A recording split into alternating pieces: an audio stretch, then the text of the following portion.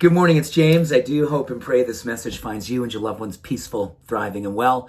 Thank you for your time and thank you for your energy. I do believe this morning's message could be easily overlooked because it seems so simple with a question that was once asked of Marcus Aurelius.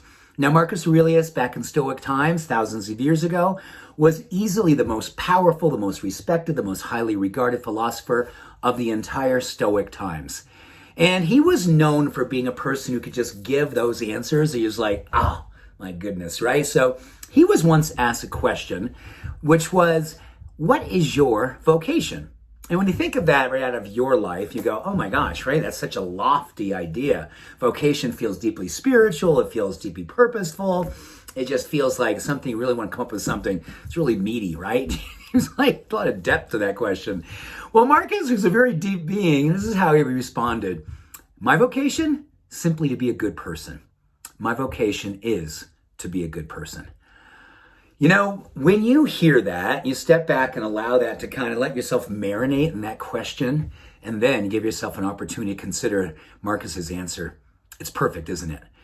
I think with all the things that we do on the path in life, and I'm just going to call it the spiritual path, and that isn't necessarily a religious thing. It is really all about what it is that we do every single day to grow, every single day to show up and give ourselves to our purpose. I'm a big believer that we are alive to the degree that we serve, and our purpose is a vehicle for how we serve. And when you think that Marcus asked this question of himself many, many times, that's how he knew the answer, right? He just wanted to be a good person. And when you unpack Stoic philosophy, you see over and over again what was really being asked of people who were practicing that is to get very, very clear about the things that made them come alive. Get very clear about the things that stood in the way from them and their purpose. And probably more than anything, the courageous walk that it was to walk with that level of integrity and character, no matter what was going on around them. I think today and every single day that we move into this day forward, we could use that question as a catalyst every single morning. And at night, we could ask that question again. How did I live as a good person?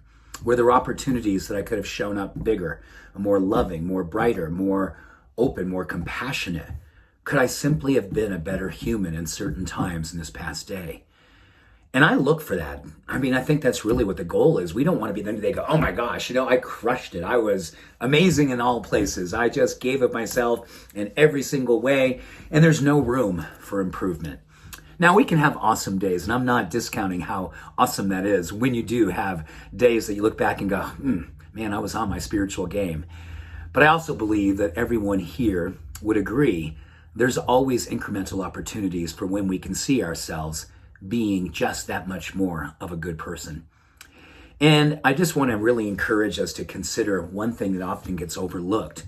We think about being a good person often when we look at the world around us. How do we interact with people that we love? What do we do for strangers?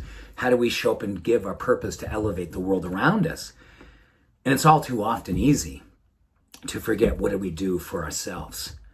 How did our purpose help us to be a good person to ourselves?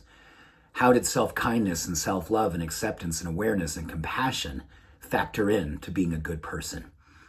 That to me is some of the secret sacred sauce that we get a chance to really marinate in every single day, is really identifying what it is that makes us come alive. And when we go into it, when we give ourselves completely to it, how much that makes us feel purposeful. It makes us feel like we absolutely did go all in our life. You know, it's often said that life is precious and it moves very fast. I think one of the most powerful and beautiful ways that we can pump the brakes, just tap the brakes and make sure we don't miss the good that's right before our very eyes and the good that's behind our eyes, ourselves, is to understand that a vocation, a way that it is that we are directing our life's energy with purpose and passion, is one of the most beautiful questions that we can ask ourselves. And then maybe the most beautiful thing thereafter is living up to the question with living a beautiful answer in us and as us. So with that, I want to wish you the courage, the conviction, and the compassion to ask that question courageously of yourself, and then give yourself complete openness to live your answer. Much love, every blessing, Have a beautiful day. Bye for now.